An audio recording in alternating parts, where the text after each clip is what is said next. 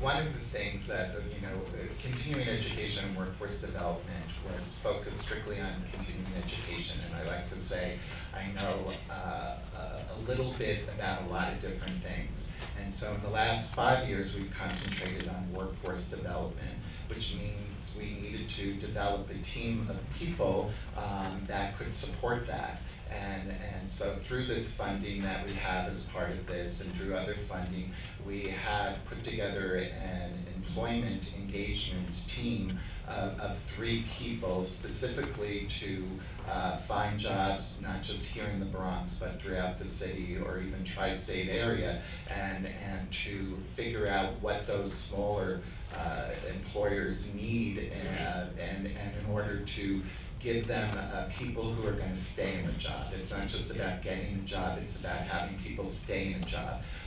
3 months, 6 months, a year, 3 years. And those are benchmarks that we use. I think what's important for the team that we have at Hostos is they go out in the field, and we have an employer engagement working group of people from both small, mid, and large employers here in the Bronx and throughout the city to give us feedback on what their needs are so that we can meet those needs, whatever the size of the organization is. Does that answer your question?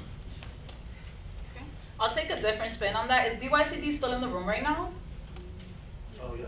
Hi, Andre. So shout out to DYCD. Half of my portfolio is all DYCD related. And one of the things that I can speak to, and Andre said it eloquently earlier, is that now is the time, right? So perhaps you're here and you're in retail.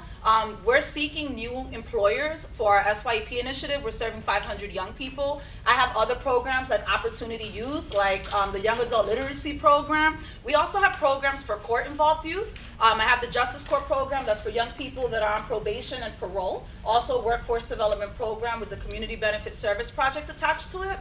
So there's always opportunities to figure out whether you're the big kahuna or you're a small business owner and you're interested in having 1 young person, 5 young people. We gotta make sure that job description is on point.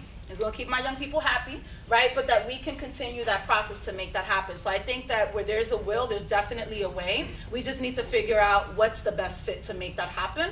And we have time now to do that. So again, if you're in healthcare, obviously we'll be connected to our healthcare program. But if you're more general, I got you. We have other programs that we can connect with. Okay, thank you. Thank you. I thought I saw a hand over there a moment ago. Ma'am? Hi, good morning. My name is Eleanor Larry. I'm the CEO for Bronx Community Health Network. I'm wondering, as a small organization, when we talk about training, the cost of training coming from other organizations, what is the cost to an organization like ours? So right now, based on the figures that I had shared earlier, and this again, is for the partnership itself. I can't necessarily parcel out what it'll cost just for the training. But when we started out the program, it was about $10,000 a head for 100 young people. And right now we're at about 9,200. I think that's something that perhaps offline we can connect on, and I can try to figure out, respective to that training component, what it would cost. And that's something that we're able to do. And specific to Hostos, is there a charge to the employer for the training? There's different ways to look at that. I mean, I am a revenue generator of the college and a self-sustaining department of the college, so I get no funding from the college. I have to raise all my own funding. What we try to do is get other people to provide that funding for those jobs that the smaller employers have that can't sustain the cost of the program.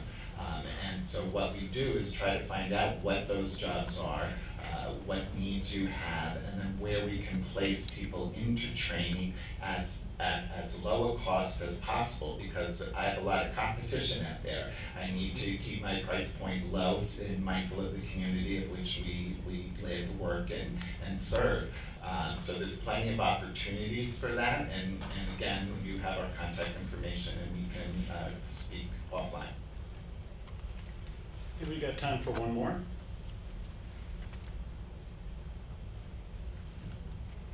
Okay, we can wrap it up again. Please join me in thanking our panelists.